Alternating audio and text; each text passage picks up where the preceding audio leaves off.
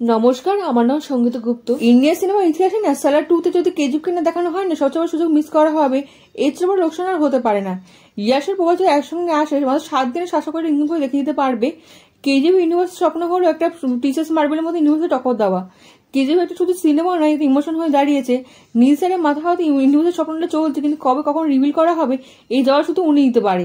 স্বয়ং তখনই হয়ে গেছে স্যালার শুরু হওয়ার আগে থ্যাংক ইউ ইয়াস বলা হয়েছিল। ভাবুন, যদি স্যালারে যদি রকি ভাইকে ইন্ট্রোডিউস না করা হয়, তাহলে নীল স্যারের মাথায় আরো বড় প্ল্যান চলছে। আজকে সলিড কানেকশন বলে দিতে পারছি।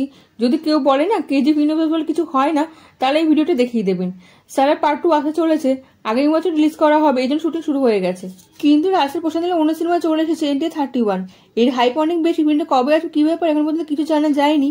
প্রশ্ন নিজে কনফিউজ হয়ে গেছে কোন সিনেমা কখন রিলিজ করবে। এর থেকে সন্দেহ হচ্ছে সারা 2 যেখানে শেষ হবে সেখান থেকে ইন্ডিয়া 31 শুরু হয়ে যাবে। নাকি এরকমও হতে পারে ইন্ডিয়া 31 রিলিজ করা হলো, তারপর সারা 2 ইন্ট্রোডিউস করা হবে এগেন্স্ট প্রবাসের। এই সময়ের মধ্যে আগুনে ঘি দিয়েছে সালার সবচেয়ে ইম্পর্টেন্ট ক্যারেক্টার বদরাজ মান্নান। এই রাজত্ব চলে খান স্যারে দেখানো হয়েছিল একে অপরের অভিনেতাদের বন্ধু ছিল, একে অপর শত্রু কি হয়ে উঠলো এটা জানা এখনো বাকি রয়ে গেছে। পার্ট 2 তে হয়তো জানতে পারি। এর আগে একটা প্রশ্ন মাথায় এসেছে, শিব মান্নানের কথা নিচে মনে আছে, আগে বলা হয়েছিল স্যালারের ফাউন্ডার বলা হয়। এই রিলেটেড প্রশ্ন হয়েছে সোশ্যাল মিডিয়ার ইউজারের পক্ষ থেকে, যা ক্লিয়ার অ্যান্সার দিয়েছে পৃথ্বীরাজ সুকুমারন। বলেছে শিব মান্নানের ক্লাইভার হবে স্যালার পার্ট 2 তে একটা অন্য ইউনিভার্সের সঙ্গে। যারা এখনো বোঝেনি তাদেরকে বলি স্যালার একবার দেখে নি। সিরাজ বলে দিয়েছে স্যালার কেজিএফ এর মধ্যে নাকি ডাইরেক্ট কানেকশন আছে। কেজিএফ 2 এন্ডিং যেখানে হয়েছিল 1981 এর সময়টা, যখন Romika Singh Rocky dead one সই করে দিয়েছিল, তারপর কেজিএফ এর বাসের উপর সোনালী সমুদ্রের উপর গায়েব হয়ে গেছিল। তাই বলছি 1981 এর সময়টা মনে রাখবেন। এখন যদি স্যালারের কাছে খাঁচড়ে লুন নাকি রকি ভাইয়া তৈরি করে দিয়েছিল 1985-এ, যখন শিব মান্নানের মৃত্যু হয়েছিল, কিন্তু কি করে কিভাবে এটা সিক্রেট রাখা হয়েছে, কোনো কিছু ব্যাপারে বলা হয়নি। তাই বলছি 1981 থেকে 1985 এর সময়টার মধ্যে কি কেজিএফ স্যালার জুড়ে যাবে। পুরো ইন্ডিয়ার উপর এই খানসারের রুল চলে, কিন্তু কোলা বলে রাজা হচ্ছে একজনই, সে হচ্ছে রকি ভাইয়া। রকি ভাইয়া কারণ নিয়ম মানে নিয়ম তৈরি করে। হতে পারে স্যালার 2 তে সিন দেখানো হবে যেখানে দেখানো হবে শিব মান্নান ভাষা রকি ভাইয়া।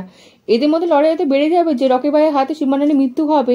স্যালার এও বলা হয়েছে শিব মান্নান পুরো ইন্ডিয়ার উপর পলিটিক্স কন্ট্রোল করে নিজের মতন করে।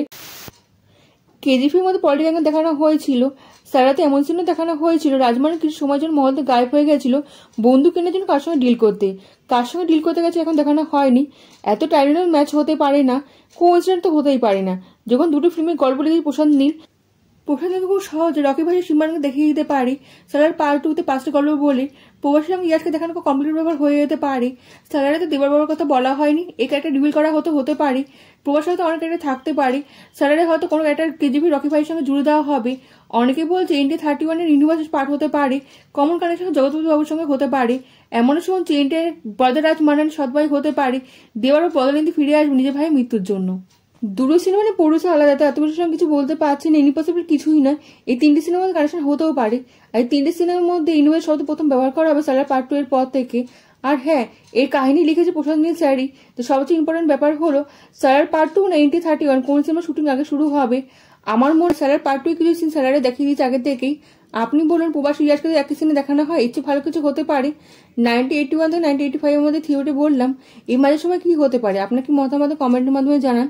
একই নামে ফেসবুক ও ইনস্টাগ্রামে দুটি জায়গায় আমার এই চ্যানেলটি আছে, লাইক ও ফলো করে দেবেন প্লিজ। কেমন লাগলো ভিডিওটা কমেন্টের মাধ্যমে জানান। আপনার কমেন্ট আমার কাছে অনেক মূল্যবান। আপনি লাইক ও সাবস্ক্রাইব করে দেবেন এবং দেশ বিদেশের বন্ধুর সঙ্গে ছড়িয়ে দেবেন। দেখা হচ্ছে পরবর্তী ভিডিওতে, ভালো থাকবেন।